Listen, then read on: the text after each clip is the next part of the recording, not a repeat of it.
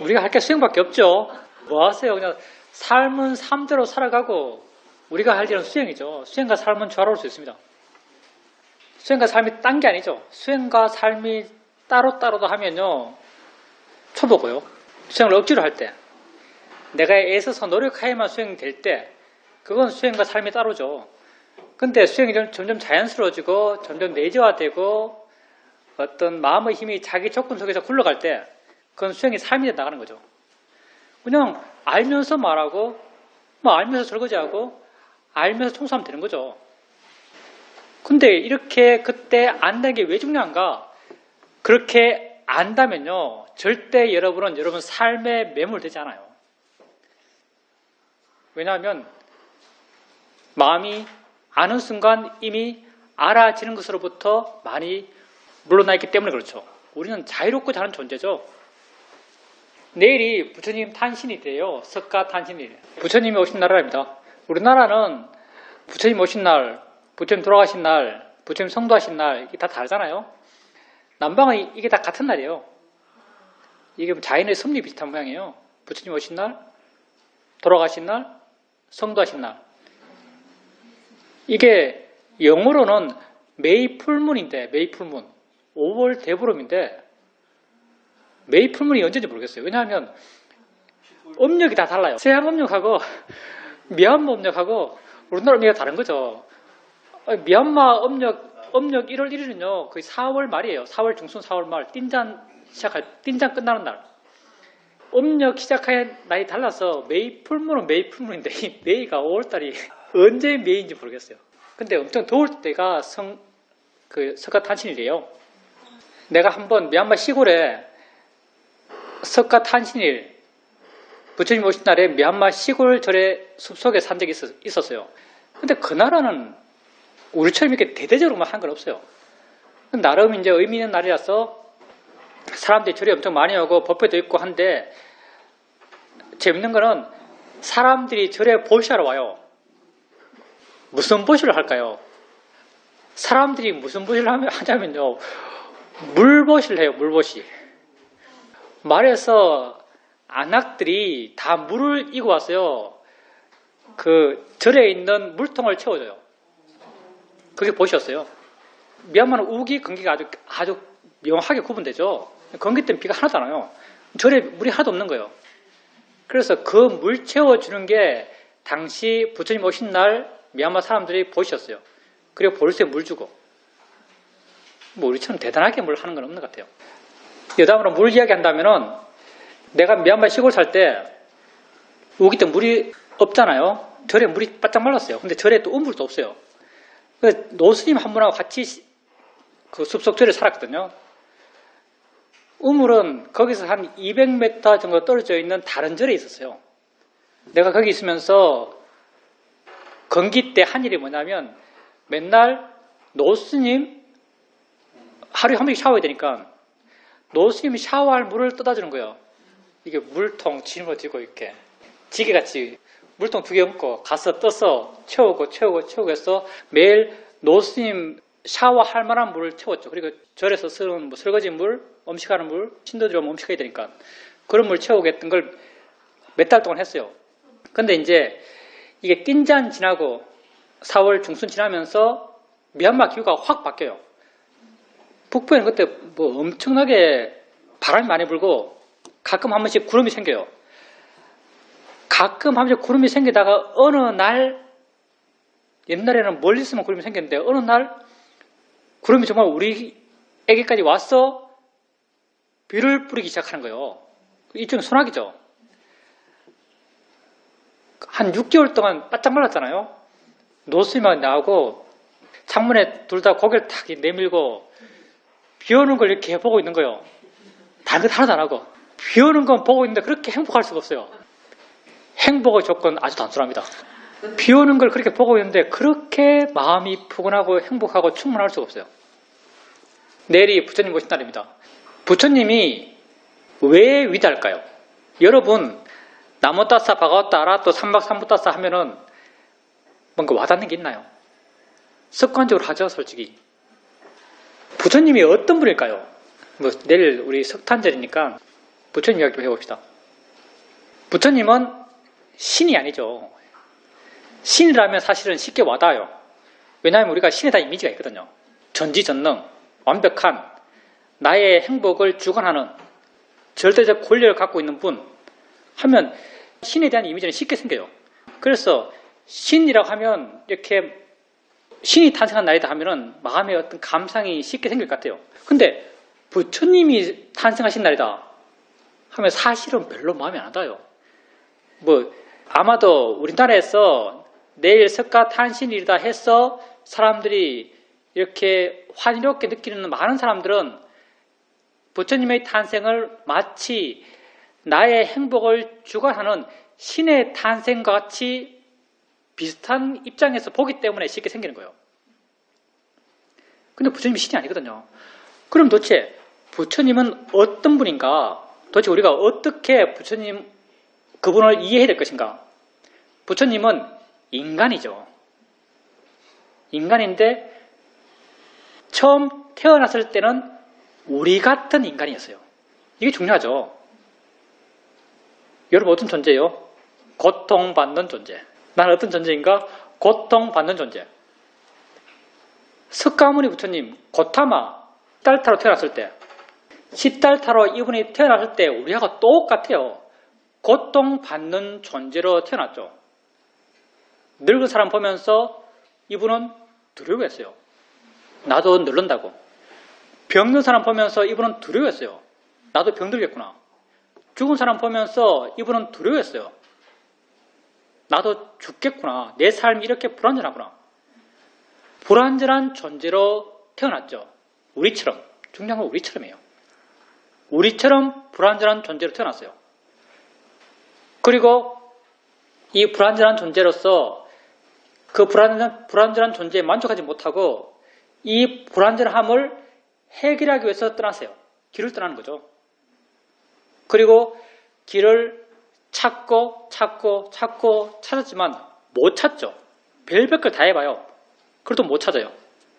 그러다가 결국 당신 스스로 이 길을 발견하시고 이 길을 성취하세요. 그 성취의 결과는 존재의 변화죠.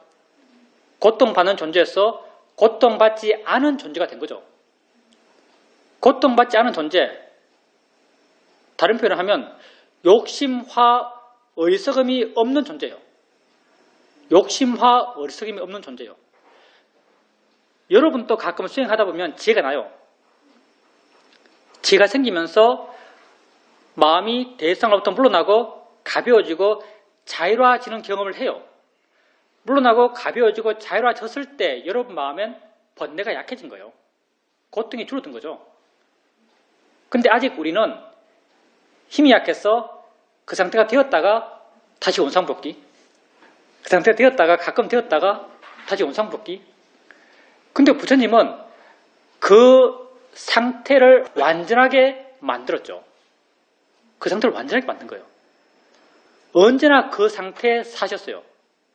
세상으로부터 자유롭고 마음엔 충만하고 마음엔 기쁨이 있고 그 상태가 무너지지 않는 상태까지 당신 스스로 채우신 거죠. 당신의 노력으로. 당신의 노력이 신적인 노력이 아니에요. 당신의 노력은 인간적인 노력이에요. 우리도 그렇게 될 수 있는 거죠. 그분은 불완전한 존재로 왔어. 스스로 인간적으로 완전해지신 분이죠. 신적으로 완전해진 게 아니에요. 인간적으로 완전해지신 분이에요. 여러분이 만약 자기를 관찰해 가면서 자기 욕심을 알고 자신을 화를 알아가다 보면요. 조금씩 감이 생기죠. 화 없는 상태, 욕심 없는 상태, 자유로운 상태에 대한 감이 생겨요. 화를 이해하면 화 없다는 게 어떤 것일 거라는 어떤 느낌이 생겨나요.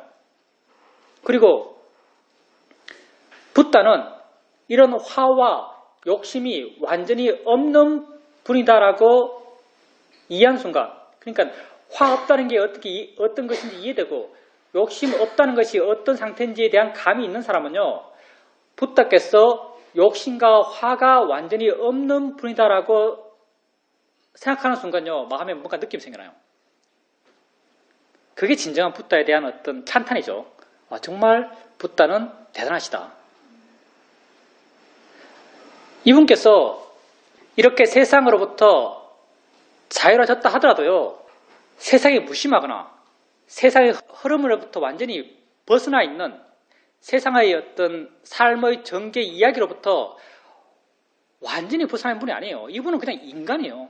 이분도 인간적인 모습을 많이 보이죠. 사리불과 목건년이 먼저 죽었을 때 이분은 자유롭지만 법회에서 사리불과 목건년이 없는 이 법회는 마치 텅 빈 것 같다라고 말해요. 너무나 인간적이잖아요. 또 이분은 이런 일화도 있죠. 우리 이분이 인간이라는 걸 한번 알아봅시다. 어느 절에 부처님과 부처님 제자들이 함께 모여 살고 있었어요. 그 절에 율장으로서 최고의 어떤 스승이 계셨고 교학으로서 최고의 스승이 있었죠. 이 교학으로서 그 절에서 가장 큰 스승이 어느 날 화장실에 가서 볼일을 보고 물을 쓰시고 그 바가지에 물을 조금 남겼어요.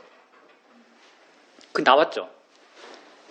그 다음 누가 들어갔냐면 그 화장실로 율장으로 가장 최고의 스승이 들어갔어요. 들어가서 보니까 앞에 나갔던 그 교학 스승이 바가지에 물을 남긴 거예요. 바가지에 물 남긴 게 율장이 안 맞대요. 그래서 이 교학하는 이 스승이 율장을 어겼다고 하면서 이 사람은 율을 지키지 않는다, 이 사람은 율을 존중하지 않는다 하면서 막 비난하기 시작한 거죠.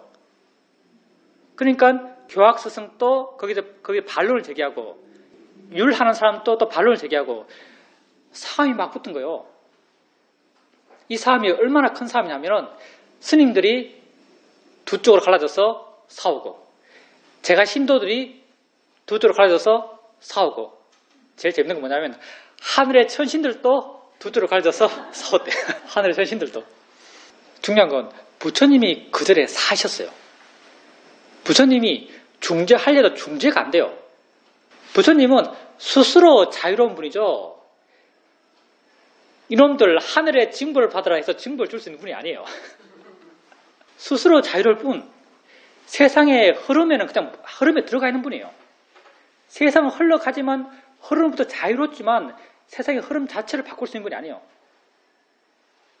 이때 부처님의 선택이 뭐죠? 도망가는 거죠. 심하게 말하면. 도망가는 거예요. 아침에 일어나서 아무기도 말하지 않고 자기 방을 정리하고 바로 들고 가사 들고 길을 떠났어요. 그러면서 어느 코끼리가 사는 그 숲에 가서 혼자 사시죠. 뭐 이야기로는 코끼리의 시봉을 받았대요. 말도 안 되지 사실은. 코끼리가 물도 데워줬대요. 말이 안 되는 이야기지만 그런 이야기 나옵니다. 너무나 인간적이잖아요. 부처님은 인간이에요. 신이 아니고. 부처님이 인간이라고 하는 것이 우리에게 뭘 지사하는가? 나도 그렇게 될 수 있다는 걸 지사하죠. 나도 그렇게 될 수 있어요. 여러분에게 모두 다 이렇게 될 수 있는 가능성이 있죠. 그게 무슨 가능성인가? 지혜의 가능성이죠. 뭐 불성이라고 할 수 있겠죠. 여러분 다 지혜의 가능성을 갖고 있어요. 내 지혜의 가능성을 난 언제 확인할 수 있는가? 좌선하면서 다리가 아플 때 이건 자연의 이치야 라고 하면 마음이 가벼워져요. 이게 불성의 가능성이에요. 마음이 가벼워지는 것, 이게 물러나는 것이고 이게 세상으로부터 자유로워지는 마음의 변화죠. 우리가 이 길을 간다면 어느 순간 붓다처럼 될 수 있어요. 그럼 여러분이 또 정말 내가 될까? 정말 가능해? 라는 회의가 생길 수도 있습니다. 근데 삼사라는 무한하다. 우리가 경전에 보면 삼사에서 이런 이야기 나오죠. 네가 삼사라를 살아오면서 부모가 죽으면서 흘렸던 눈물의 양이 저 5대양의 물보다 더 많다라고 하죠. 부모가 죽어서 흘린 눈물의 양 몇 방울 흘리겠어요? 여러분 별로 많이 흘리진 않잖아요.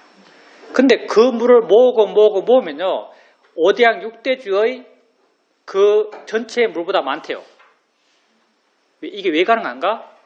삼사라가 윤회가 무한하기 때문에 일을 무한대로 다 한 거랑 조를 무한대로 조 곱하기 조를 무한대로 곱한 거랑 어느 숫자가 더 클까요?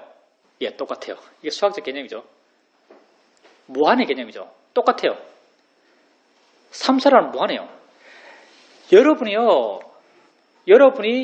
이 생에서 정말 이 세상 인구의 0.0000001% 사람들이 관심 있는 마음을 깨끗하게 하는데 관심이 생겼어요. 이 관심이 생기기 어떻게 가능했겠어요? 뭔가 원인이 있었기 때문이에요. 이전에 여러분에게 뭔가 원인이 있었을 거예요.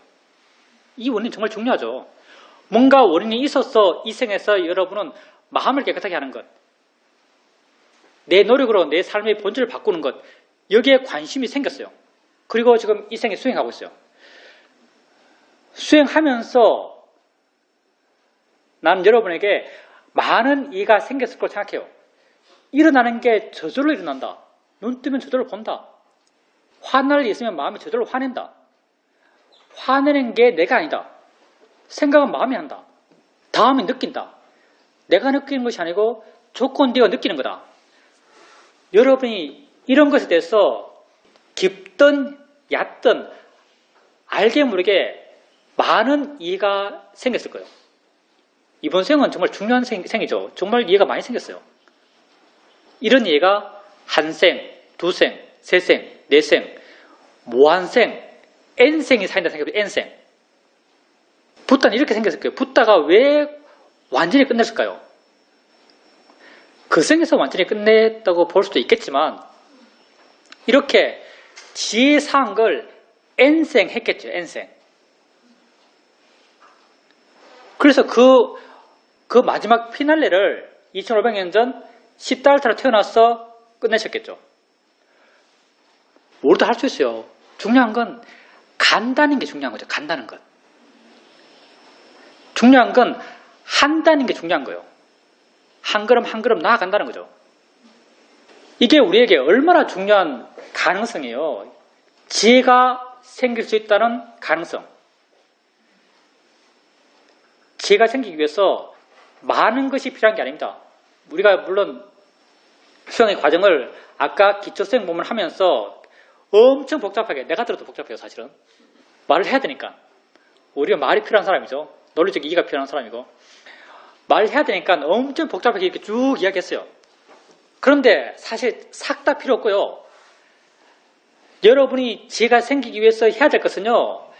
자기를 그냥 알아가는 거예요.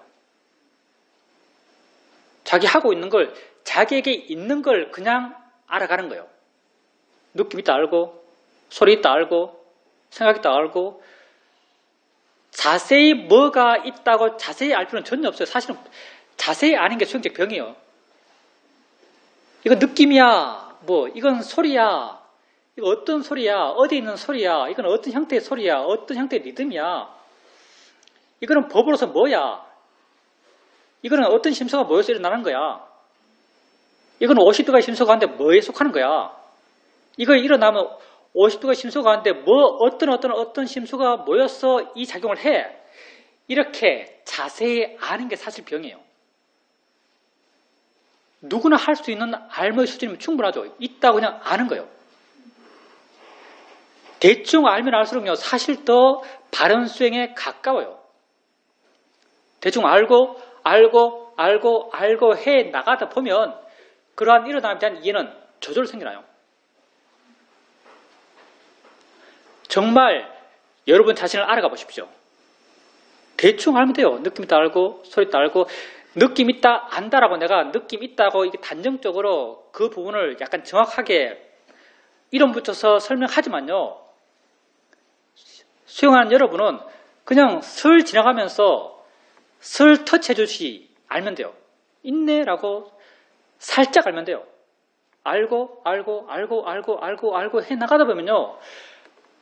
그러한 일어남에 대해서 뭔가 여러분이 정의하지 못하지만 일어남에 대한 이해가 마음에 생겨나요. 뭐구나라고 이해가 생겨나요. 어떤 것이구나란 이해가 생겨나요. 이런 이해가요, 그런 일어남으로부터 여러분을 자유롭게 해요. 우리는 이런 이해가 생겨날 수 있는 사람이에요. 있는 존재죠. 붓다는 불완전한 존재로 이 세상에 와서 완전한 존재가 된 분이에요. 완전하다고 해서 붓다의 완전함, 이것도 엄청 재밌어요. 엄청 사실은 반어적이거든요. 붓다는 완전해졌어요. 완전해져서 붓다가 된 게 뭐죠? 신이 됐나요? 전지전능해졌어요? 완전해져서 붓다가 된 것은 정확한 표현은 아니지만 붓다는 무가 됐어요. 무란 말은 틀렸죠, 사실요. 없으면 무가 아니고요. 그냥 가능성이 무라 그럴까요? 이건 뭐 그냥 표현이 그래요. 가능성이 무라 그럴까요? 붓다는 완전해져서 그냥 무가 됐어요. 뭐 공이라 해도 되겠고, 없으면 무가 아닌 가능성이 무예요. 이건 그냥 내식 표현이에요. 존재가 그냥 소멸한 거죠. 붓다의 사후의 상태는 이렇게 표현돼요. 촛불을 켰는데 촛불을 훅 불어서 불이 꺼진 상태. 이게 니바나죠. 빠리 니바나, 완전한 니바나의 상태를 이렇게 표현해요. 붓다는 촛불 좀 타다가 생을 받아서 생을 영위하면서 생을 사는 것이 촛불 타는 것 같은 거예요. 촛불 타다가 빠리 니바나에 들면서 그냥 훅 불어서 푹 꺼진 상태예요. 꺼진 상태가 정확히 어떤지 모르겠어요. 근데 우리 같진 않아요. 완전히 돼서 된 것은 뭔지 모르겠지만 이렇게 된 거예요. 뭐 그냥 언어적 유의로서 말한다면 완전한 체험은 완전한 텅 빔인지 모르겠어요. 나도 무슨 말인지 모르고 하는 거예요. 말은 멋있잖아요. 완전한 체험은 완전한 텅 빔이다라고. 붓다의 존재가 그 비슷한 거죠. 완전한 존재가 되었지만 완전한 존재가 되어서 된 것은 없음이에요. 그게 붓다는 가장 완벽한 존재 양식이라고 표현도 정확한지 모르겠어요. 가장 완벽한 존재 양식이라고 붓다는 우리에게 말하고 있는 것 같아요. 근데 그 없음이요, 번뇌가 있는 우리가 생각하는 없음과 다르죠. 우리는 없다라고 하면 나에 대한 집착이 강한 우리 같은 경우는 이런 말을 하고 싶겠죠. 그럼 수행 왜 해? 라는 말을 하고 싶겠죠. 근데 정말 지혜가 충만한 사람, 정말 지혜가 가득한 사람, 그런 사람들은 그런 상태를 가장 축복된 상태라고 또 생각하겠죠. 이런 아이러니적 표현은 불교에 많아요. 최고의 선업은 누가 하는 선업이죠? 최고의 선업, 경계에 나오는 이야기인데, 최고의 선업은요, 가장 뛰어난 가치 있는 고귀한 선업은 아라한이 짓는 선업이에요. 근데 아라한이 짓는 선업은, 아라한은요, 선업을 짓는 생각 없이 선업을 져요. 이 사람은 아무 생각이 없는 사람이에요. 그냥 하는 거예요. 그냥 하는 이것이 최고의 선업이라고 그러죠. 이거 다 생각해보니까 다 나도 모르는 말이네, 지금. 뭔가, 근데 그런 것 같을 수도 있겠다라는 감은 좀 있어요. 그게 왜 선업인지. 뭔가 좀 반어적이고 아이러니하지만, 부처님 또 최고의 존재가 없는 것이 최고의 존재라고 부처님은 보신 것 같아요. 표현이 그래요. 하여튼, 붓다는 그렇게 불완전한 존재로 와서 완전해지셨어요. 그리고 우리는 현재 불완전한 존재로 살고 있어요. 고통받고 있으니까.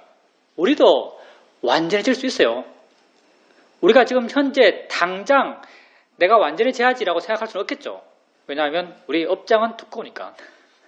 근데 완전을 향한 길은 내가 갈 수 있다는 거죠. 우리가 하고 있는 그거예요. 완전을 향한 길을 가는 거예요. 우리 방향성은 오직 그 방향이에요. 그 한 방향으로 가고 있는 거예요. 완전을 향한 그 방향으로 한 발짝 한 발짝 뛰어가고 있는 게 우리가 하는 일이에요. 그게 뭔가 느낌 알면서 자연의 이치야. 조금 물러나고, 보기 싫은 걸 보면서 쭉 보이는 거야. 한 발짝 물러나고, 괴로운 생각을 하면서 생각이지 하면서 순간 마음이 조금 부드러워지고 생각이 좀 가볍게 느껴지고, 이렇게 조금 물러나고 가벼워지고 자유로워져 가는 것. 이게 완전을 향한 우리의 발자국의 방향이죠.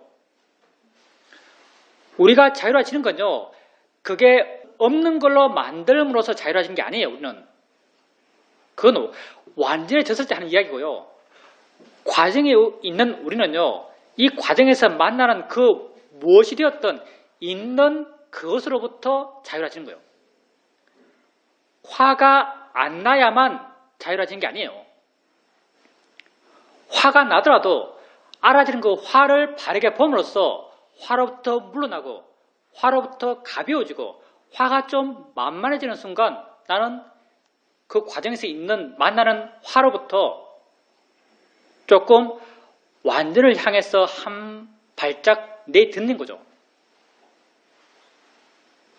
우리 삶에서 소중한 게 많습니다. 여러분의 삶에 가치 두고 있는 게 많아요.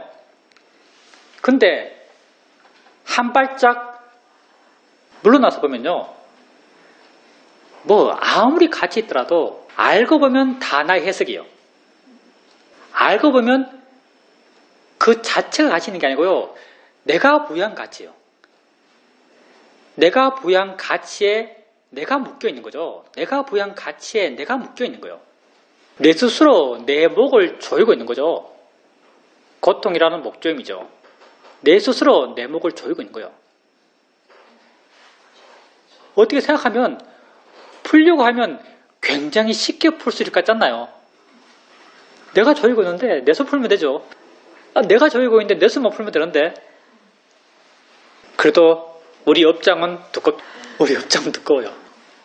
그래도 우리는 정말 희망차게도요, 내 손을 바르게 푸는 방법을 알아요. 그걸 부탁해서 가르쳐줬고, 내 손을 바르게 푸는 방법을 알고 우린 실천할 수 있어요. 실천해야죠. 다 나의 세상이에요. 내가 부여한 가치고, 내가 부여한 의미들이고, 내가 묶여있는 사슬들이요. 그 사슬들, 그 가치들부터 자유로워질 수 있는 길을 내 스스로 갈 수 있습니다. 뭐 대단한 거 아니에요. 이 순간 느낌 알면서 자연의 이치하라고 하는 순간 나는 그 길을 가는 거예요. 여러분 삶에서 정말 이거 실천하시죠? 여러분 정말요, 정말 괴로운 생각하면서 그 생각을 알면서 그 생각일 뿐이지 라고 한번 해주세요. 생각이 자유로워져요. 생각이 만만해져요. 변화가 너무나 명확해요. 보여지는 것으로부터 고통받을 때 저건 보일 뿐이야 라고 한번 해주세요.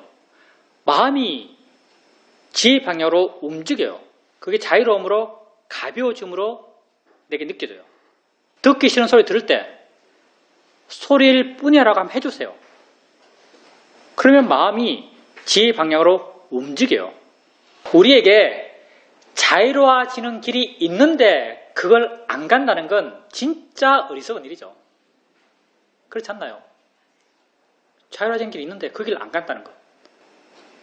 그리고 그렇게 되었을 때요, 여러분 삶에도 훨씬 더 충실해요. 내 마음이 자유로울 때 나는 내 삶에도 훨씬 더 충실해요. 붓다는 당신의 삶에 지극히 충실하신 분이에요. 정말 얼마나 고생했어요. 29살 때 출가하시죠. 6년 고행하시니까 36, 7 되겠죠. 그때 출가하셔서 성도하시고 79살 때까지 세상을 유랑하세요. 여러분 인도 가봤어요. 인도 그 먼지 펄펄 날리고 그 정말 덥고 따갑고 해 따갑고 그 길을 평생 걸어 다니셨어요. 고생 엄청 하셨죠, 사실요. 아마 우리가 부처님을 대단한 분이라고 이렇게 생각하니까 무슨 얼굴에 황금빛이라고 이렇게 생각하지, 정말 그때 부처님을 본다면은 햇볕에 자외선에 얼굴이 바삭바삭 타가지고 주름이 쭈글쭈글하고 이랬을 거예요. 손도 다 트고 그렇게 사셨을 거예요. 그렇게 고생 하셨지만요, 당신의 삶에 지극히 충실하셨어요. 당신은 오직 뭐가 옳다라는 지혜의 방향으로 사셨거든요. 한결같이 그렇게 사셨죠. 그러면서 당신과 가까운 인연에 있던 사람에게 최고의 좋은 인연을 만들어 주셨어요. 여러분도 우리가 완전해져야만 남을 이해할 수 있는 게 아니에요. 여러분이 느낌 알면서 자연의 이치하라는 순간요, 여러분은 여러분 자신에게도 좀 더 유익한 존재가 되고요, 여러분 주위에도 좀 더 유익한 존재가 됩니다. 남에게 도움 줄 수 있는 인간이 돼요. 그러니 수행해야죠. 이것 이상의 삶의 방법은 없는 것 같습니다. 물론 그렇다고 해서 세상을 안 사는 건 아니고요. 세상은 세상도 살아야죠. 그런데 이렇게 수행과 함께하는 삶일 때 그 삶에도 나는 진실로 충실할 수 있어요. 예, 부처님 오신 날을 즈음해서 우리도 부처님의 가신 길을, 부탁께서 가신 길을 함께 따라가야겠습니다. 어렵지 않아요. 그냥 단순히 자기에게 마음을 두고 자기 일어나는 걸 아는 거예요. 마음이 좀 반응하면은 자니치야 대상이야라고 발언견을 한번 일으켜주는 것. 그걸로 충분해요. 어렵게 수행하는 게 오히려 수행을 못하는 거예요. 그렇게 부처님이 이것이 진실한 행복의 길이라고 가르쳐준 그 길을 여러분도 함께 따라가십시오. 물론 뭐 좌선을 안 하니까 수행의 힘이 떨어지는 건 좀 당연한 것 같아요. 근데 이제 그런 측면도 있겠지만 우선 거사님께서 더 조심해야 될 것은요, 또 하나의 가능성은요, 거사님, 뭐 저번에도 얘기했지만 거사님은 모범생이잖아요. 모범생은 이렇게 스케줄 짜놓고 살잖아요. 아침에 몇 시에 일어나고, 일어나서 뭘 하고, 뭐 아침 몇 시에 먹고, 회사 출근 몇 시에 하고, 끝나면 뭐 하고. 스케줄대로 살지 않으면 불만족스럽잖아요. 내가 어떻게 하냐면 내가 그렇게 살거든요. 내가 그렇게 살았어요. 스케줄대로 살지 않으면 불만족스러워요. 거사님은 수행과 관련돼서도 스케줄이 있어요. 일과를 어떻게 끝내고, 뭘 정리하고, 이 시간 좌선하고, 이 시간 경영하고, 이 시간 잔다. 그런 스케줄이 있는 거죠. 그 스케줄 가운데 하나가 좌선이에요. 좌선이 빠졌죠. 좌선이 빠지니까 거사님께서 좌선이 빠졌다는 그 자체가 스케줄이 무너진 것이고, 스케줄이 무너졌다는 어떤 인식과 더불어서 수행이 잘 안 된다는 자기 판단이 있을 수 있고요. 그 판단이 내 마음의 상태를 정말 수행을 잘 못하는 상태로 만들어놔요. 우리 마음은요, 내 것이 아니에요. 이게 얼마나 영악한지 모르고요. 이게 얼마나 내 스스로를 감옥에 갇히게 하는지 몰라요. 미얀마 있을 때 전날 잠을 좀 적게 잤어. 아침 딱 일어나는데 첫 생각이 어제 잠을 못 잤어. 오늘 좀 하루 종일 멍하겠네. 라는 생각을 딱 갖는 순간요, 정말 그날은 하루 종일 멍해요. 그렇게 생각하는 순간 내 마음은 그렇게 스스로 조건 지어져 버리죠. 거사님께서 좌선을 안 했어. 좌선을 안 했으니까 마음의 힘이 약할 거야. 마음이 힘이 약하니까 수행하려는 마음도 그것도 힘이 약해졌어. 라고 좌선 안 했다는 그 사실에서 파생해서 이런 의식의 어떤 생각의 전개들이 자연스럽게 일어날 것이고, 이런 전개 과정에서요, 그 사람의 마음의 상태를 그 똑같이 만들어요. 이건 반복적으로 그 사람 이야기하지만요, 그 사람이 수행에서 가져야 될 마음가짐은요, 시간적 정함에 따라서 이 시간은 뭐 하고, 이 시간은 뭐 하고, 이 시간은 뭐 하고, 이렇게 해야지라는 그게 아니고요. 나는 내가 수행할 수 있는 상황에 매 순간순간 수행하겠어. 라는 것이 거사님의 수행에 대한 기본적인 마음 자세가 되어 나가야 돼요. 이렇게 되었을 때 거사님께서 수행하지 못하는 상황, 이전에 수행하지 못할 상황들, 예를 들어서 지하철에서 막 붐빌 때, 잡고 있으면서 이렇게 밀리고 부딪힐 때, 부딪힘을 알면서 그냥 그때 평소에는 많은 경우가 아닌 경우도 많았겠죠. 그 순간 이거 느낌이지, 다음을 조건으로 느낌이 저절로 생겼지 라고 한 번 수행해요. 한 번 수행했을 때 그 사람의 마음엔요, 내가 지금 수행하고 있구나 라고 스스로 확인돼요. 확인하는 순간요, 마음엔 수행적 힘이 생겨나요. 보람이 느껴지고 가치가 느껴지고 에너지가 느껴져요. 이런 것을 통해서요. 거사님은 어떤 수행적 리프레시가 돼요. 거사님께서 이렇게 시간을 정해놓으면 그 시간을 지켜야만 어떤 마음의 힘, 내가 수행하고 있다는 자기 확인. 그 힘들이 사실은 나는 이렇게 시간을 지키면서 수행하고 있어라는 자기 확인을 통한 에너지거든요. 그런 에너지가 일어나요. 어떤 뿌듯함이 느껴지고 수행의 힘이 느껴져요. 근데 거사님께서 수행에 대해서 자유롭게 나는 수행할 수 있을 동안 수행할 뿐이야. 어떤 이런 자세로 수행을 접근해 나가면요. 작은 순간 수행하기 약간 힘든 상황에서 잠깐 수행할 때도 거사님은요. 그 수행에 대해서 스스로 가치를 느껴요. 그게 계속 힘을, 수행적 에너지를 주고 그 에너지가 다음 순간 또 수행할 수 있는 힘이 되고 그 에너지가 다음 순간 또 수행할 수 있는 힘이 되나가요. 그러니까 이렇게 너무 정해놓고 수행하지 마세요. 수행 못하면 못하는 거고 못하면 잊어버리세요. 과거 거예요. 수행할 수 있는 순간 수행해 나가면 돼요. 항상 그냥 수행할 수 있는 순간에 수행할 뿐이야라는 생각을 갖고 수행해 나가면 돼요. 그리고 이제 수행해서 일을 더 잘하는 것 같다라고 생각한다면은 그건 모르겠어요. 그건 마음이 좀 더 단순해졌기 때문에 그럴 수 있어요. 일을 할 때 일이라는 게 성과가 있고요. 성과란 것은 언제나 욕심이잖아요. 욕심의 마음으로 일을 해요. 욕심의 마음으로 일을 할 때 일의 과정에서 나는 일의 결과를 어떻게 생각하냐면요. 욕심이 일의 결과를 바랄 때는요. 언제나 내가 도달할 수 없는 어떤 큰 걸 바래요. 비슷한 거죠. 복권 사면은 복권 들고 있으면 거의 가능성이 없는 당첨될 걸 기대하잖아요. 복권 사보면 그렇죠. 복권 사면 뭔가 당첨될 것 같아요. 가능성은 사실은 거의 1억분의 1인데 내 느끼기에는 난 1000분의 1쯤 되는 것 같아요. 뭔가 더 큰 걸 기대하거든요. 큰 걸 기대하는데 실제 결과가 나오잖아요. 결과가 나오면 이 결과는 언제나 내가 기대했던 그 결과보다 하위에요. 밑에 있어요.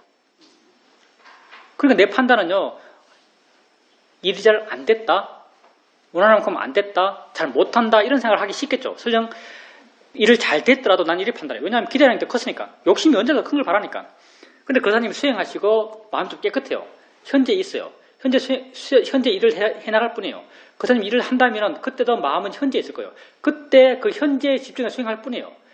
일을 해서 될 결과를 일을 하는 과정에서는 크게 생각하지 않을 수 있어요. 이건 우리가 수행하면서 생겨나는 기본적인 마음의 자세거든요. 일을 하면 일을 하고 있을 뿐이지 일을 하고 나서 생겨날 기대를요, 생겨날 결과를 일의 과정에서 생각하잖아요. 일을 해가 뿐이죠. 그렇게 과정을 하나하나 밟아서 현재 있으면서 결과가 나왔죠. 결과가 나왔을 때 그 사람은요, 그 결과에 만족할 수 있어요. 왜? 내가 일의 과정에서 생겨나지 않을 결과를 기대하지 않았거든요. 이건 순전히 나의 상상이지만. 그래서 거사님께서 일의 결과를 보면서 일을 잘했다, 더 잘한다고 생각할 수 있어요. 적어도 그게 참인지 아닌지 모르겠지만 적어도 거사님이 그 일을 해나가면서 받는 고통은 현저히 약해요. 사실 그게 중요하죠. 고통을 덜 받아요. 현재 있으면 고통을 덜 받죠. 예, 적절한 선택인 것도 거사님 마음이 어느 한 곳에 매몰되지 않았기 때문에요. 욕심과 화가 가득 찰 때는요, 마음은 어느 곳에 매몰돼요. 어떻게 돼야 된다는 생각이 강하죠. 그럴 때는 그냥 한 방향의 판단만 해 나가게 되죠. 근데 마음이 여유가 있기 때문에 여러 가지 가능성을 생각하고 여러 가지 가능성 가운데 최선의 선택을 해 나가죠. 그렇게 되었을 때 그런 판단들이 적절하다라고 생각할 수 있어요. 적절한 판단을 해 나갈 수 있겠죠. 거사님은 생각을 알아갈 때 거사님이 고의로 일으킨 생각이 아니고 저절로 일어난 생각이 저절로 알아져요. 생각을 보는 것 같다고 하는 게 정말 생각을 보는 거예요. 우리가 생각을 볼 때 거사님께서 어떤 내용의 생각이라는 것을 구체적으로 분명히 알려고 하지 마세요. 안 중요해요.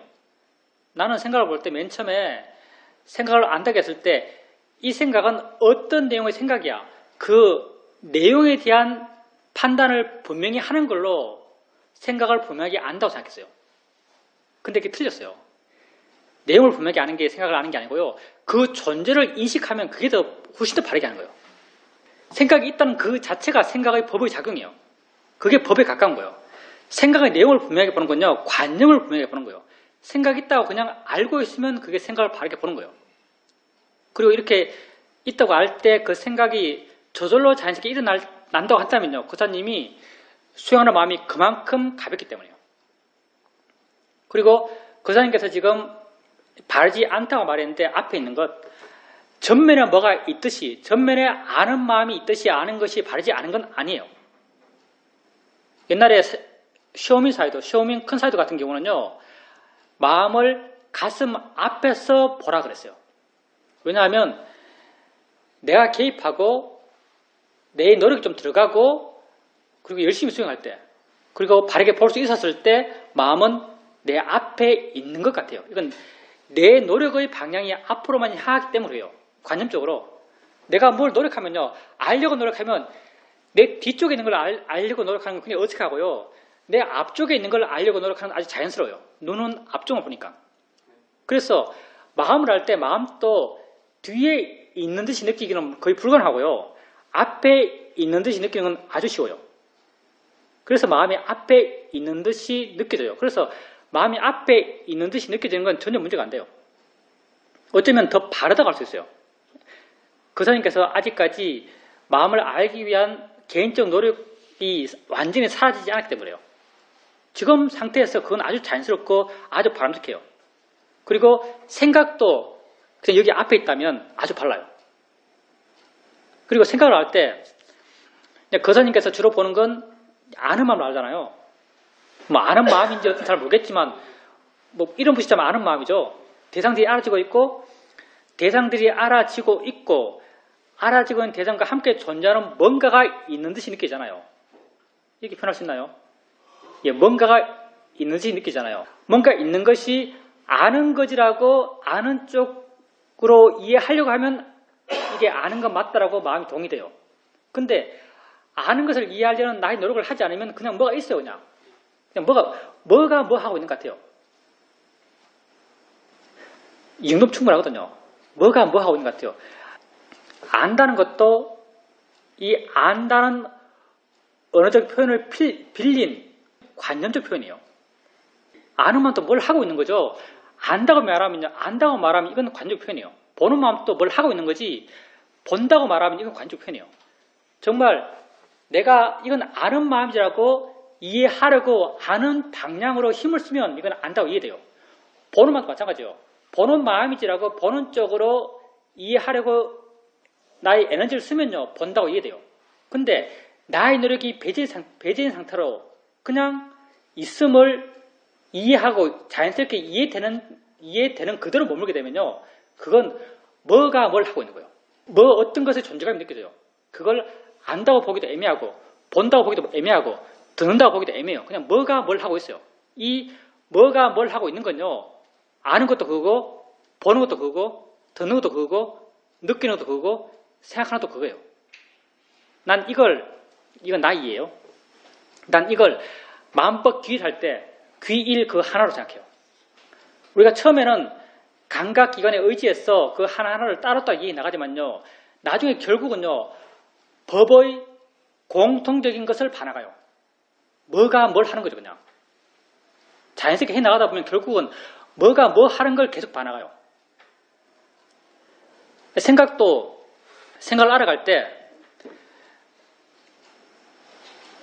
알아갈 때 우리가 아는 마음을 봐나가다 보면요. 생각을 안다는 것을 이해할 수 있어요. 근데 이건 얼마나 일반화시킬 수 있는지 모르겠지만 나는 생각을 안다는 것을 이해하는 것에 대해서는 좀 자연스럽지 못하다고 느꼈어요. 그래서 생각을 봐나갔을 때는 마음이 생각한다는 걸 이해했어요. 이건 나의 경우고요. 꼭 이렇게 할 필요는 없어요. 생각을 안다라고 이해해도 상관없어요. 근데 생각을 한다라고 이해해도 상관이 없어요. 다 마음이니까. 마음이 생각한다고 이해해도 그건 마음을 보는 거예요. 하여튼 그렇게 생각을 알고 있다면 그 사람의 마음은 많이 자유로워진 거예요. 그리고 더 마음이 자유로워지면요, 생각과 느낌을 한꺼번에 알 수도 있어요. 그게 이제 개입하지 않는 것. 일어나는 것은 자기 조건에서 일어나는 거예요. 내가 거기에 대해서 개입해서 어떻게 할 필요가 없어요. 일어나는 것은 자기 조건에서 일어나요. 그거 일어난 것은요, 내가 알리하지 않아도 그냥 알아서요. 내 마음이 좋으면요, 알리하지 않아도 알아서요. 알아지고 있는 그 상태면 충분해요.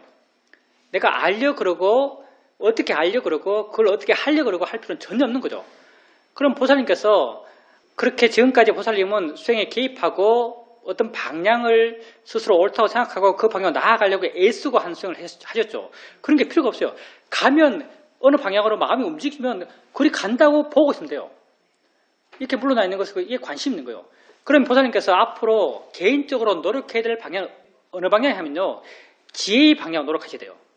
우리가 이제 수행해 나가면서 맨 처음 길러가는 것은 알아차림 힘이에요. 우리가 알아차림 힘을 길러가는 방향성은요, 내가 알아가는 알아차림 방향이 아니고 지가 알아져서 알아가는 방향이에요. 그럼 그걸 하잖아요. 처음엔 내가 알고 뭐 수동적으로 알고 다음에는 알리하지 않으면서 알아가요. 이건 내가 알려고 하는 것이 아니고 그것들이 알아져서 내가 아는 거예요. 알아져서 알기 때문에 난 알아차림 하기 위해서 노력할 필요가 없어요. 그냥 알아짐이 저절로 일어나요. 이렇게 알아짐이 저절로 일어났을 때 우리는 법을 이해할 수 있는 단계로 나아간 것이고, 이 법을 이해하는 우리의 어떤 첫 번째 접근은 아는 마음 쪽으로 보는 거죠. 이렇게 아는 마음, 실제는 법을 알 수 있는, 이해할 수 있는 정도로 수행하는 마음이 좋아진 사람은요, 그 다음 어느 방향으로 나아가야 하냐면요, 지혜의 방향으로 나아가야 돼요. 지혜는 여러 가지 이름을 갖고 있지만 관심, 의심, 궁금함, 이해함, 바른견해, 이런 게 다 지혜예요. 이렇게 일어나는 것은 저절로 일어나고요. 일어나는 건 내게 저절로 알아서요. 이렇게 알아지고 있을 때 보살님은 어떤 노력을 해야 되는가? 일어나는 것에 대해서 관심을 가지려는 노력. 아는 게 뭐지? 마음이 어떻게 알지? 이렇게 관심을 갖는 거예요. 마음이 뭐지? 마음이 어디에 있지? 어디라고 말할 수 없는 게 있다는 게 도대체 뭐지? 이렇게 관심을 가지려고 하는 거죠. 그리고 이렇게 관심 가짐이 점점 좀 힘이 좋아져 가다 보면 어느 순간 이 관심이 저절로 생겨나요. 아는 말을 그냥 알고 있는데 언어화되지 않는 내 마음에서 아는 게 도대체 뭐지라고 언어가 되지 않아요. 그냥 물음표 같은 것. 뭐야? 라는 물음표 같은 게 마음에 있어요. 그러면서 내 마음을 깨우고 내 마음을 더 대상에 잡아두고 대상을 더 객관적으로 물러나서 보게 해요. 이렇게 되었을 때 지혜가 수행을 이끌어가는 거예요. 관심의 지혜가 있으니까 알아차림 저절로 있고, 알아차림이 있으니까 고요함은 저절로 있고, 지혜가 저절로 있고, 신심이 저절로 있고, 노력이 저절로 있는 거죠.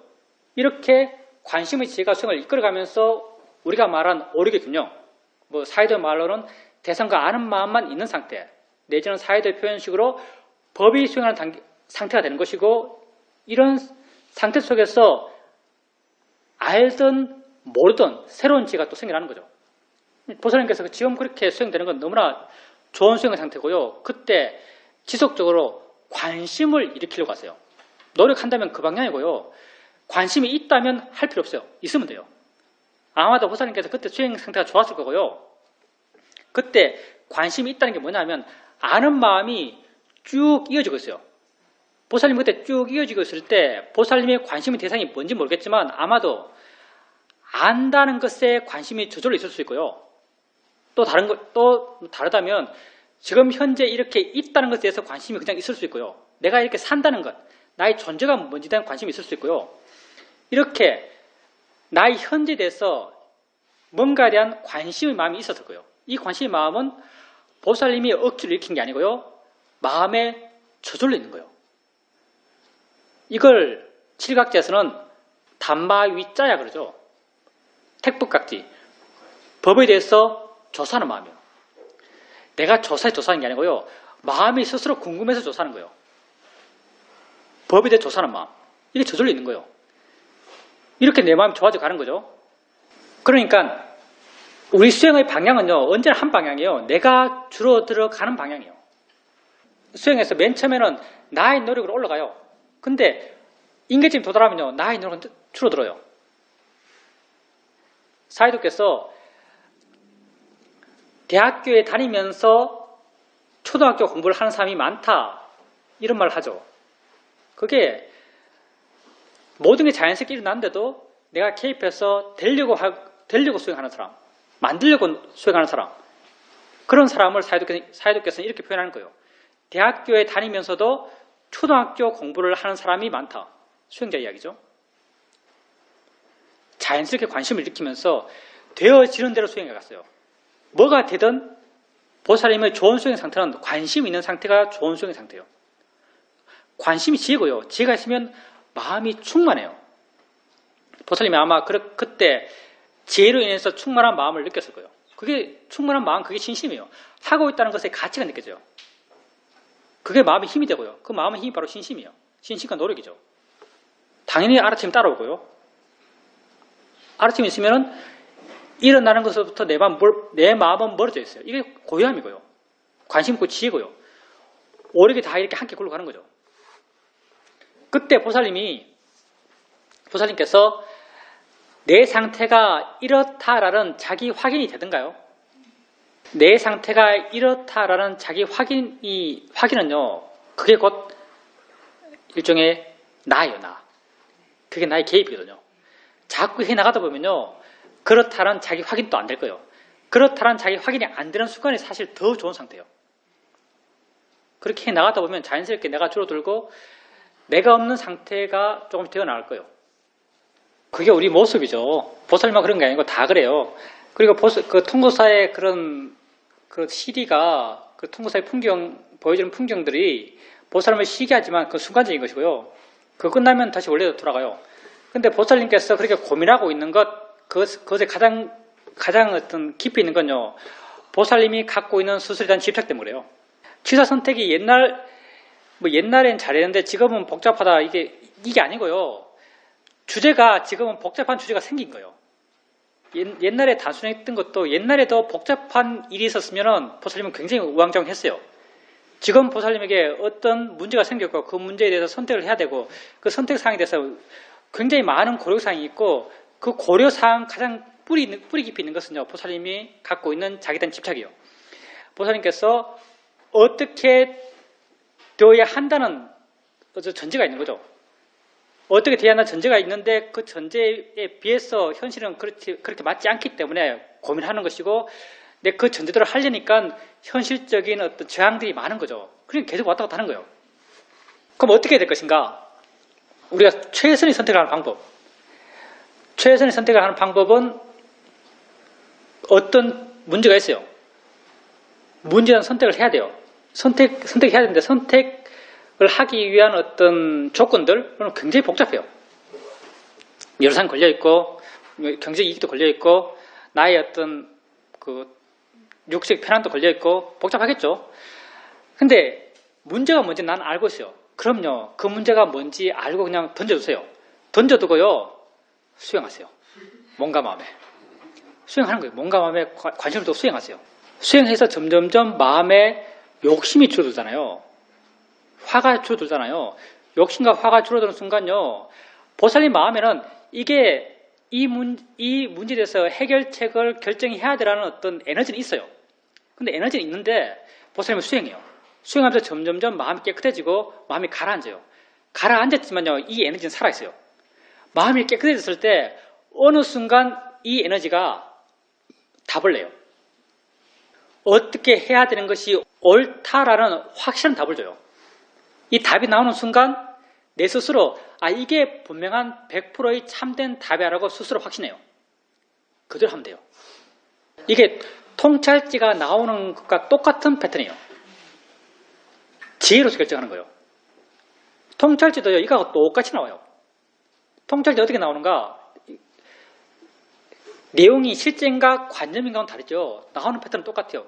관념적 지혜도 지혜거든요. 통찰지는 아까 우리가 법에 대해 조사 얘기했죠. 아는 마음을 반나가요.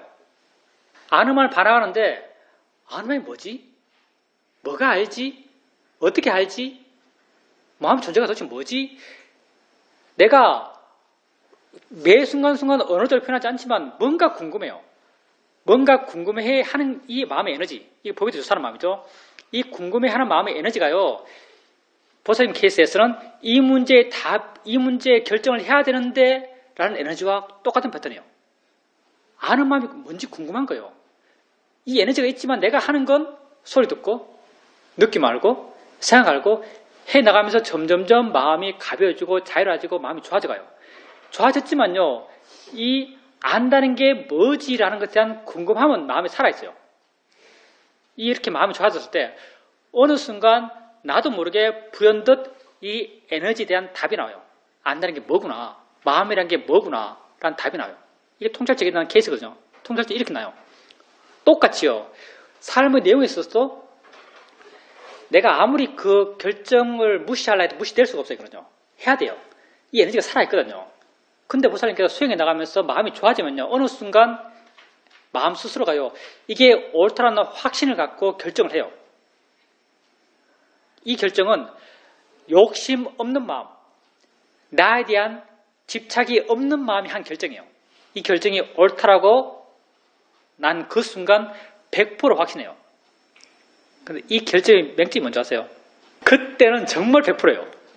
근데 나중에 좀 지나서 마음이 화가 나고 욕심이 생기면 이 결정이 내가 손해보는데, 이건 나의 손해인데 라는 느낌이 살살살살 생기기 시작해요.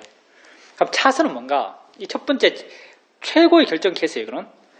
이거 차선은 뭐냐면요, 지금 보살님이 이렇게 할까 저렇게 할까, 한번 이렇게 하면 될 것 같고 또 한 번 이렇게 하면 될 것 같고, 결정해서 왔다 갔다 해요. 아마 결정은 A 하면 B일 거예요. 근데 어떨 때는 A 하면 될 것 같고 어떨 때는 B 하면 될 것 같고, 왔다 갔다 해요. 왔다 갔다 하는 이유가 뭐냐면 보살님이 계속 그 A 상태에 대한 어떤 욕심과 화, B 상태에 대해서 생기는 욕심과 화, 이것들의 영향을 계속 받기 때문에 왔다 갔다 하는 거예요. 그러면서 마음이 계속 피곤해요. 욕심과 화로 하기 때문에 마음이 피곤해지는 거죠. 그럼요, 이것도 던져두고 수행하는 거예요.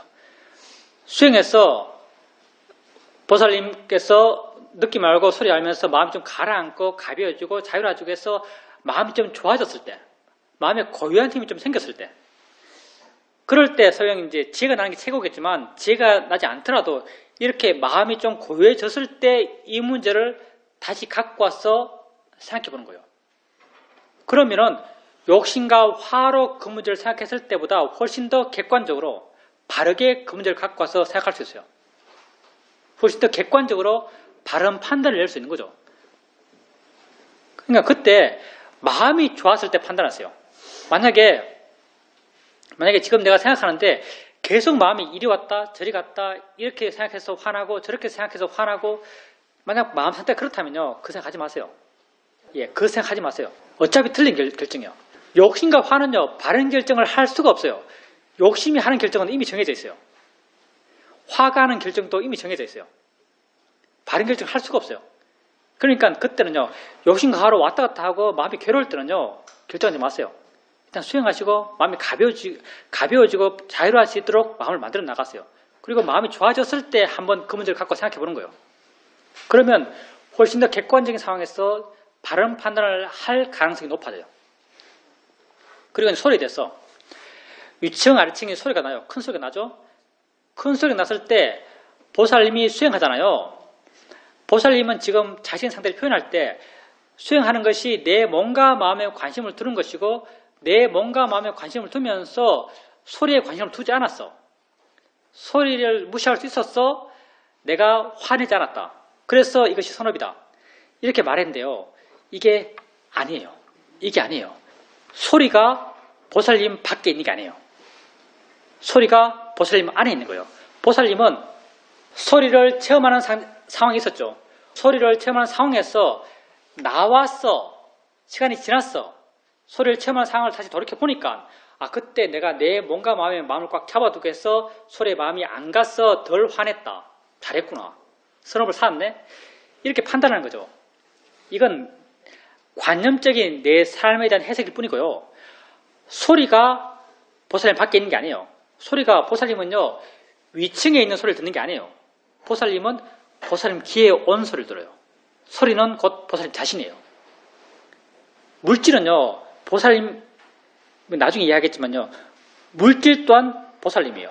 소리 또한 보살님이에요. 보살님께서 보살님 표현대로 보살님 수행하셨다면요 보살님은 소리를 안 듣기 위해서 마음을 엉덩이 느낌이 꽉 잡아두고 있고 조선님 들리면 들린 대로 그렇게 알았다면 바르게 수행한 것이고요. 그때 소리가 들려요.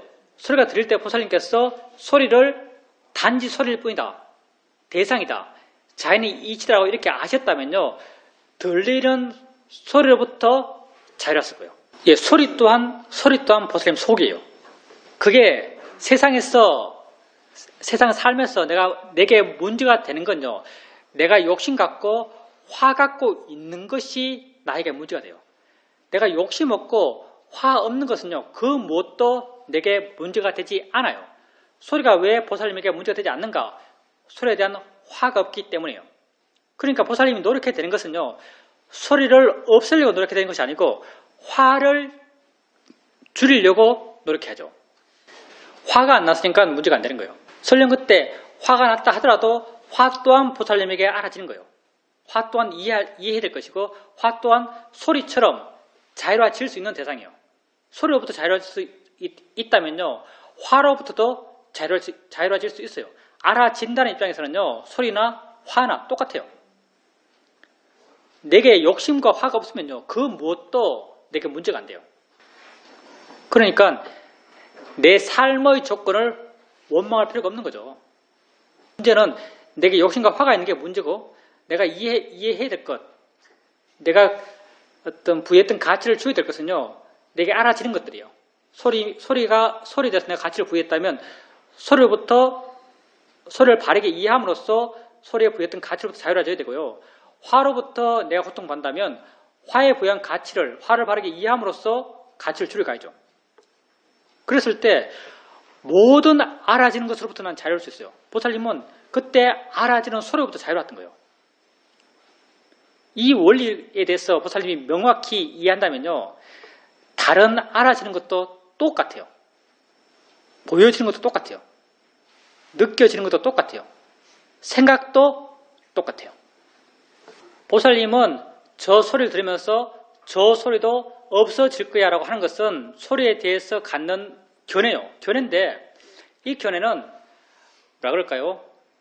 의미를 강하게 부여하지 않을 수 있는 견해요. 당연히 이렇게 보게 되면 가치 부여가 줄어들고 가치 부여가 줄어들면 내 마음 편해져요. 근데 이건요. 법을 이해해 나가는 방향은 아니에요. 관념적인 거죠. 예를 들어서 내가 살면서 막 괴로울 때 내가 생각해요. 그냥 살다가 죽을 건데 집착할 거 뭐 있어? 라고 하잖아요. 어느 순간 되면 이게 이해될 때도 있어요. 살다가 죽을 건데 집착할 게 뭐 있어? 하면 마음이 가라앉기도 해요. 이것도 마음이 편해져요. 근데 이렇게 편해지는 것, 그러니까 내용을 갖고 이야기를 갖고 편해지는 것. 소리도 없어질 거야. 늙어 죽을 거야. 모든 게 다 변해. 이렇게 관념적인 이야기를 갖고 문제를 해결하는 것, 이것도 문제가 해결돼요. 해결되지만 이건 수행은 아니에요. 수행은 실제 하는 법을 이해함을 통해서 문제를 해결해 나가는 것, 이게 수행이에요. 그리고 이런 수행적 해결과 관념적인 바른 생각을 통한 해결이 뭐가 다른가? 관념적인 바른 생각을 통해서도 삶의 고통은 줄어들 수 있어요. 근데 이런 줄어들면요. 재생 가능성이 아주 제한적이에요. 보살님이 저 소리도 사라질 거야 라고 하면서 가라앉았어요. 근데 과연 이런 어떤 바른 생각을 통한 고통의 줄어들미 내 앞에서 누가 막 날 욕하고 있는데 막 욕하고 있는데도 저 소리도 사라질 거야 라고 해서 될 것인가? 잘 안 된다는 거죠. 근데 보살님께서 만약 소리 들으면서 저건 들리는 거야 라고 하고 들린다는 것에서 이해했다. 들린다는 것을 통한 이해를 통해서 마음이 가라앉고 가벼워졌다. 이런 식의 이해면요. 이런 이해는 남이 막 욕하고 있을 때 소리지, 들리는 거지 하면 이때도 마음이 편해요.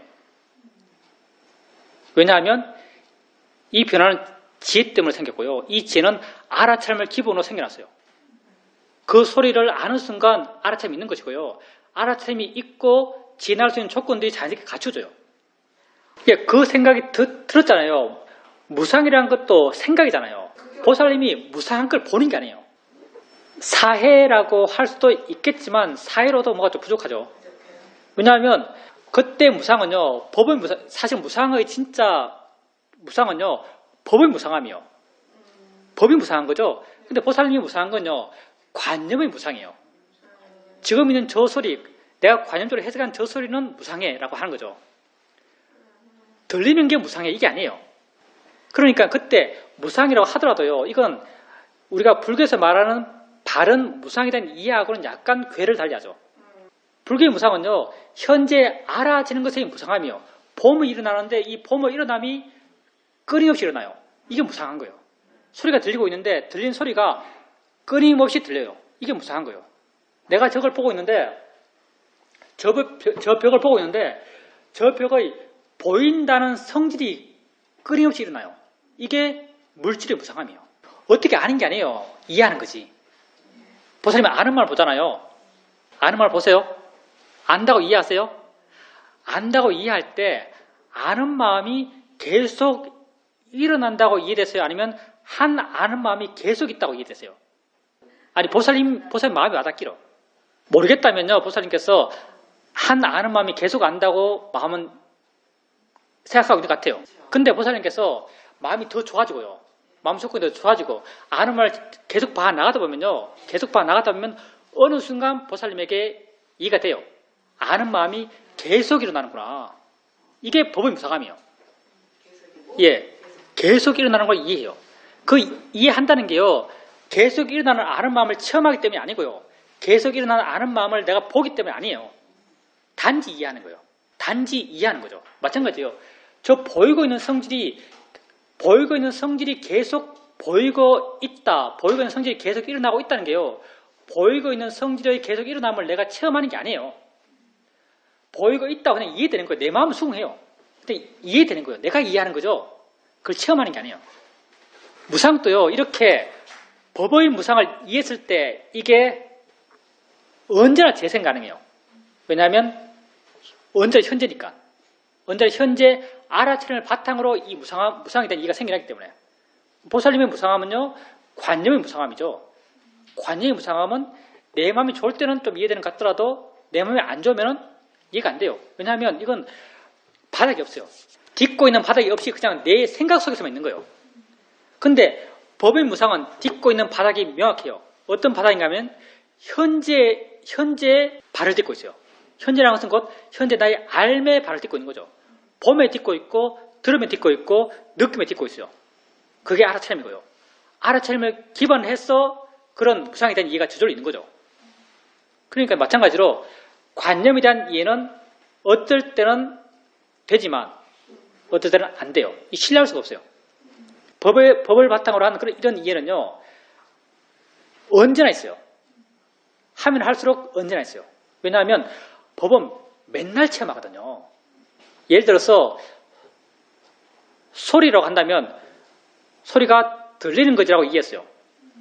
이런 들리는 것에 대한 이해는요, 다음에 소리 들을 때도 똑같고요, 다음에 소리 들을 때도 똑같고요, 평생 소리 들으면서 이런 이해는 계속 반복돼요. 그리고 어느 순간부터는 오토매틱이에요. 소리 들으면은 듣는 순간 내가 의도적으로 저건 들리는 거야 하지 않더라도 들리는 거야라는 이해가 마음에 저절로 있어요. 계속 반복 재생산되면서 점점 더 강화돼요. 그러니 이런 법을 바탕으로 한 이런 지혜는요, 그 지혜의 일어남이 우발적이잖아요. 근데 관념적인 지혜는 그 지혜의 일어남이 우발적이에요. 그러니까 보살님께서 그때도 생각의 방향을 현재 보살님의 알물 기준으로 바른 생각을 해주셔야 돼요. 소리가 있으면요, 소리 있다고 아셔야 돼요. 저건 들리는 거다라고 아셔야 돼요. 저건 대상이라고 아셔야 돼요. 있을 뿐이라고 아셔야 돼요. 그렇게 안다면 보살님이 현재 알을 기본으로 해서 바르게 생각하는 거예요. 알에 바탕을 두지 않은 바른 생각들, 그냥 생각으로만 생각하는 것, 그런 것들은 힘이 굉장히 약해요. 이런 건 도덕책에 많이 나와요. 도덕책 아무리 읽어도요, 도덕책 아무리 읽어도 도덕적인 사람은 안 됩니다. 보살님께서 소리가 내 안에 있다고 이해되던가요? 예, 좋습니다. 소리가 보살님 안에 있다고 이해됐기 때문에 화가 안 나는 거예요. 만약 소리가 바깥에 있다고 생각했으면요, 바깥에 있는 그 소리는 누가 낸 소리예요. 만약 보살님이 소리가 바깥에 있다고 믿었으면요, 이건 그럴된 생각이지만 소리가 바깥에 있다고 믿었으면 보살님은 자연스럽게 바깥에 있는 소리를 낸 바깥에 있는 누군가를 생각해요. 그리고 화를 누구한테 내냐면 바깥에 있는 소리를 낸 바깥에 있는 누구에게 화를 내요. 근데 보살님 마음이 스스로 수긍해요. 소리가 내 안에 있다고. 소리가 내 안에 있다고 마음이 수긍하니까요, 이 소리를 낸 사람을 마음을 만들어내잖아요. 소리를 낸 사람을 만들어내지 않으니까 그 사람에게 화낼 일이 없어요. 보살님이 자기 자신을 바르게 알기 때문에 화가 안 나는 거예요. 진정 소리는 내 안에 있는 거예요. 내가 소리를 듣는 거죠. 내가 들어서 소리가 있는 거예요. 예, 다 지혜예요. 신기하다면 그 또한 지혜예요. 지혜가 있으니까 난 자유로운 거죠. 점점점 하나하나씩 자기를 이해 나가는 거예요. 그게 진짜 나의 모습이에요. 저 사람이 소리를 내서 내가 그 소리를 듣는 게 아니에요. 내가 소리를 들어서 이 소리가 있는 거예요. 이 소리가 있어서 내가 소리를 듣는 거예요. 이게 연기죠. 점점 나는 이렇게 나의 진짜 모습을 알아가는 거예요. 그리고 나의 진짜 모습은요, 정말 신기해요. 이 신경이 곧 아까도 말했지만 법에 대해 조사하는 마음이에요. 이렇게 나를 이해하고 이해를 통해서 나로부터 자유로워져 가는 거죠. 언제나 바르게 생각하든 알아침을 하든 현재 알을 기본으로 하는 거예요. 현재 알아지는 것, 현재 나 자신을 바탕으로 해서 수행해 나가고 바르게 생각하고 바른 이해를 일으키고 바르게 관심 가지고 하는 거죠. 사념처란 말 자체가요, 어떤 마음의 상태인가 하면, 사념처가 부처님께서 몸을 단지 몸을 알아라, 느낌을 단지 느낌을 알아라, 마음을 단지 마음을 알아라, 법을 단지 법을 알아라 라고 부처님이 말하는 게 사념처예요. 그러면 사념처가 거기 37조도품에 있다면 느낌을 단지 느낌으로 알 수 있는 마음의 상태가 된 거예요. 몸을 단지 몸으로 알 수 있는 마음의 상태가 된 거죠. 또 법을 단지 법으로 알 수 있는 마음 상태, 마음을 단지 마음으로 알 수 있는 상태가 됐어요. 그런 마음의 조건이 된 거죠. 만약에 마음을 단지 마음으로 알 수 있는 어떤 수행하는 마음 상태가 되었다, 마음의 조건이 되었다 하면 당연히 마음을 단지 마음으로 아는 상태, 화를 단지 화로 알 수 있는 마음 상태, 화를 나의 화가 아닌, 내가 내는 화가 아닌 지 조건 속에서 지 스스로 일어나는 화예요. 만약에 정말 우리가요, 화를 지 조건 속에서 지 성질대로 일어나서 지하리를 해나간다, 그렇게 내 마음 스스로 수긍한, 내 마음이 100% 수긍한 상태에서 화를 봐요. 이 상태가 사념처의 상태예요. 당연히 이렇게 보게 되면요, 화에 대한 이해가 생기죠. 사념처가 이렇게 사념처 수행을 완벽히 잘할 수 있는 마음의 상태를 말하면서 37조도품의 사념처가 있겠죠. 복잡하게 생각할 필요 없고요. 37조도품 그 엄청 중복된 거예요. 심지어 어떤 사람은 처음 수행 초반기에는 밑에 거 하고 뭐 사여죽 하고, 그 다음 수행에서는 뭐 사념차고, 그 다음은 뭐 5근하고, 그 다음 5, 6하고, 그 다음 7각자하고, 그 다음 8정도 한다, 뭐 이렇게 설명하는 사람도 있는데 말도 안 되는 이야기고요. 다 그냥 두리뭉실하게 함께 갑니다. 두리뭉실하게. 이것 하면 저것도 되고 저것 하면 이것도 되고, 마음이 하는 일인데 어떻게 이렇게 딱딱딱 구분지겠어요.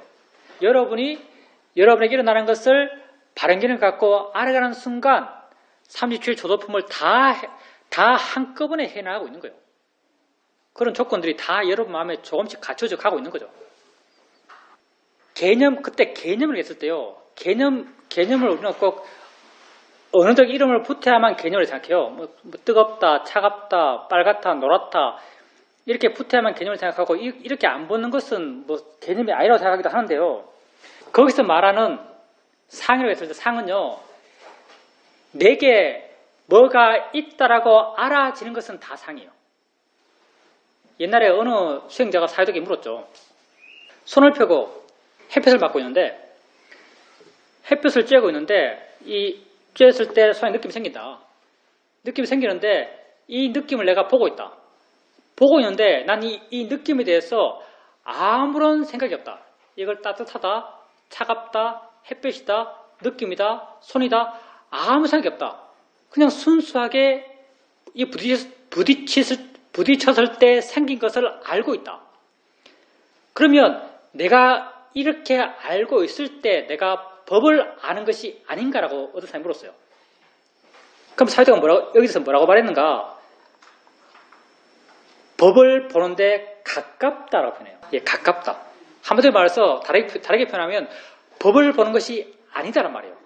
왜냐하면 부딪혔어. 뭐가 있었어요. 뭐가 있는 것에 대해서 단지 이 사람은 아무런 이름을 안 붙였어요. 근데 있는 것을 자기가 알아요. 있는 것을 아는 것은요, 법이 아니에요. 있는 것을 아는 이것은요, 벌써 마음이 해석한 거예요. 해석해서 있는 거예요. 아는 마음은요, 도대체 아는 마음은 뭔가? 아는 마음은요, 내가 있는 듯이 느끼지만 난 그걸 뭐라고 말할 수 없어요. 어디 있다고 말할 수 없어요. 그게 뭐라고도 말할 수 없어요. 나는요, 아는 뭔가가 있다. 아는 작용이 있다. 어딘지도, 어떤 모양인지도 아무도 모르겠지만 아는 게 존재한다라고 그냥 이해하는 거예요. 내 마음에 와 닿는 건 내 마음이 일반적으로 지금까지 살아오면서 뭐가 있다라고 부를 때 그 있음을 아는 마음에 대해서는 적용할 수가 없어요. 그냥 그렇게 한다고 이해할 수 있을 뿐이에요. 아는가 무엇을 때 아네라고 그냥 이해하는 거예요. 마음의 형태로서 존재감으로서 와닿는 건 없어요. 그랬을 때 법을 이해하는 거예요. 그 사람 같은 경우 느낀다라고 느끼는 작용이라고 이해했다면 그건 법을 이해한 거죠. 알아진다고 이해했으면 법을 이해한 거예요. 근데 자기 마음에서 여기 있다고 안 것을 알았잖아요. 이건 법을 한 게 아니에요. 관념을 한 것이지. 그래서 사회독에서는 그걸 법에 가깝게 알았다 이렇게 표현해줘. 그리고 화가 났을 때 보살님이 화를 알잖아요. 화를 아는 것으로 충분하잖아요. 화를 아는 것은 아무것도 아니에요. 왜냐하면 수행 안 하는 사람도 화를 알아요. 화를 아는 게 중요한 게 아니고요. 화를 바르게 알려고 노력하는 게 중요해요. 보살님은 화를 알 때 화야, 마음이야. 마음이 하는 거야? 대상이야. 내가 하는 게 아니야. 이렇게 화를 바르게 부리고 했어요? 아니면 단지 화를 알았어요? 내 새끼가 아니다고 한 게 순전히 관념적으로 생각한 거라니까요. 예, 보살님 새끼라는 게 새끼가 어디 있어요, 사실은. 보살님 새끼라는 게 없잖아요. 다 생각일 뿐이죠. 보살님 생각 속에서 하는 거예요. 그러니까 그때 보살님에게 알아지는 것에 기반하라니까요. 화가 나면은 화가 보살님에게 알아지잖아요. 알아지는 화를 보면서 내 화가 아니야 이렇게 하세요. 이건 맞아요. 화가 알아지니까 내 화가 아닌 거예요. 내 자식으로 한 것은 사실 없어요. 다 관념이죠. 그러니까 화를 보면서 이건 내 화가 아니야. 화 자체야. 지가 하는 거야. 이렇게 보고 있다면 그건 맞아요. 보여지는 걸 보면서 저 손자가 아니야. 보여지는 것이야. 라고 하면 그건 수행적으로 맞아요. 보살님께서 만약에 그냥 생각 속에서 그냥 저 사람 보면서 내가 저 사람 저런 모습을 내가 싫어하는구나. 단지 생각 속에서 이렇다면 이거 관념이고요. 보살님께서 그 사람 보면서 화가 났어요. 화가 난 걸 보면서 저런 걸 보니까 내 마음에 화가 일어나는구나. 화가 일어나는 화를 알면서 이렇게 저걸 보고 내 마음이 반응이 이렇구나라고 안다면요. 이건 바르게 수행하고 있는 거예요. 그러니까 보살님에게 직접 알아지는 것에 대해서 바르게 생각하는 거예요. 화가 일어나는 걸 알잖아요. 화가 일어나는 걸 알면서 그 일어나는 화에 대해서 생각하는 거죠. 이건 바르게 수행적으로 생각하는 거죠. 근데 어떨 때는요. 일어나는 화에 대해서 별로 생각 안 하고요. 보면서 화가 나면 나는 저 사람이 저렇게 하면 화내는구나. 화의 마음에 대한 어떤 인식이 없이 그냥 이렇게 생각할 수도 있거든요. 이렇게 생각만 한다면 이건 그냥 생각이고요. 관념이고요. 일어나는 화를 알면서 저걸 보면 마음은 이렇게 반응하는구나라고 이렇게 안다면 이건 바르게 수행적으로 생각하는 거예요. 붓다도 평범한 사람에서 붓다가 되는데요. 우리는 지금 비록 평범하지만 우리도 그 길을 갈 수 있습니다. 한순간, 지금 이 순간 알아지는 것을 바르게 알려는 노력을 통해서. 정말 단순하잖아요. 수행은 정말 단순해요. 왜냐하면 우리가 살아가는 패턴과 똑같기 때문에 수행의 패턴과 우리가 살아가는 패턴은 똑같아요. 살아왔던 대로 수행하는 게 사실요. 여러분이 어떻게 살아왔는가? 알아지는 것을 어떤 견해를 갖고 알면서 살아왔어요. 보이면은 좋아해야 할 거야 라고 하면서 봤어요. 들리면은 저건 싫어해야 할 거야 하면서 싫어하면서 들었어요. 이래 살았잖아요. 수행도 똑같아요. 수행은 단지 알아지는 것 가운데 뭘 알아야 할지를 부처님은 바르게 가르쳤어요. 고통을 줄이기 위해서. 손의 느낌, 엉덩이 느낌, 어깨의 느낌 알아야 될 것이 아니고 그냥 느낌이라고 알아야 한다. 뭘 알아야 할지를 특정했죠. 노란색, 빨간색, 남편, 아이 이렇게 봐야 할 것이 아니고 보이는 걸로 봐야 한다. 뭘 봐야 하는지 부타는 특정했어요.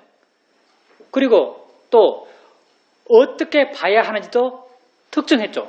무상고 모아의 바른길을 갖고 바라라고 했어요. 무엇을 어떤 길을 봤던 것이 우리의 삶이에요. 그렇죠?